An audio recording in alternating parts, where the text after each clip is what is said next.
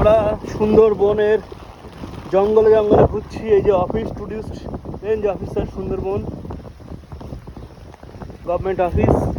এই চারিদিকে সব বাংলো আছে, আর এদিকে এই যে নৌকা চলে যাচ্ছে, এইগুলো বোটগুলো সুন্দরবনে চলে যাবে।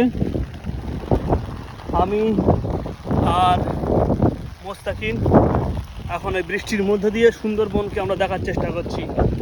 থাকা ভালো, ঠিক আছে। সব এগুলো আসছে এখান থেকে সুন্দর সুন্দর দেখার।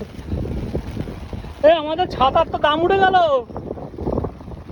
হ্যাঁ হ্যাঁ, দাম উঠে গেছে না ছাতার। যে এই দেখো এখান থেকে যে কি ব্যাপার, এই নৌকা এই বোটগুলো কোথায় যাচ্ছে?